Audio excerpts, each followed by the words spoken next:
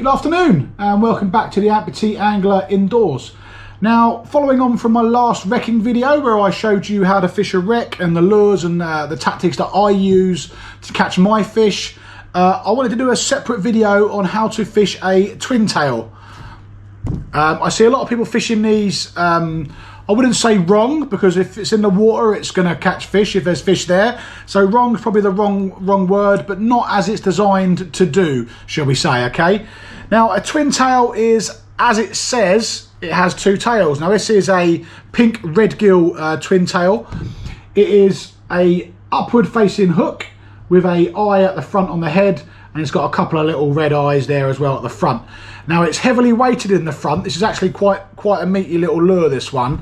It's probably a 4-inch size. They do come a lot bigger, but these are actually designed to be fished hard on the deck.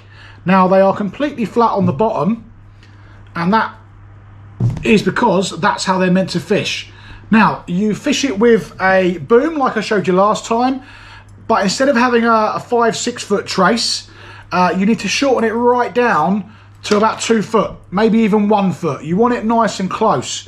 And the reason for that is this is meant to be hopped along the bottom. So you're literally going to be doing a bit like you do when you're slow jigging.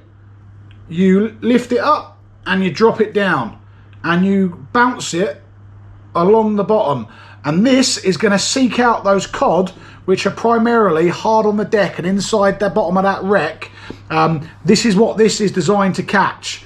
Now, if you're fishing it like a traditional lure, it will still catch fish. I'm not saying that it won't. But if you're specifically targeting cod and you're fishing a wreck or a bit of clean ground, a bit of, sandbanks sometimes hold a lot of cod and other bits of ground, sticking a twin tail on and just hopping it along the bottom in little 2 foot lifts up and down, this will often pick you up cod when nothing else will. You also need to be aware that you need to fish a rod that matches this sort of style of fishing. Now, I like to fish quite a tippy rod, and by tippy I mean quite a lot of action in it, quite soft and not rigid. With these, you need to do the opposite. You want something that's quite hard, and the reason is if you've got a tip that's got a lot of movement in it, when you're lifting up and down, the tip will take a lot of the action out of the lure, so it'll bend it a lot. The tip will bend a lot, and it'll take a lot of the power that you're trying to generate to get that lift. The rod will absorb it. So by fishing a slightly stiffer rod, you're going to get a lot better action from these twin tails. Okay, now this works particularly well when you are going down the side of a wreck. So if you're fishing a nice big snaggy wreck, or a wreck that's maybe not particularly snaggy, but you're going to start maybe not having so much luck on it, often you will find there will be fish laying either side of it. Now, you can either drag some baits through, or you can try a twin tail. So obviously if you're not near the wreck and it's clean ground, you're not going to snag up anything. So you can be keeping contact with the bottom at all times. Now, it does take a bit of skill from the skipper to do this, but if you can drag this along the side of the wreck and start hopping it along, you're going to get fish when others are going to completely miss them. So when you're fishing a wreck, don't just dismiss it after a couple of goes of going over it and fishing a traditional lure off the bottom.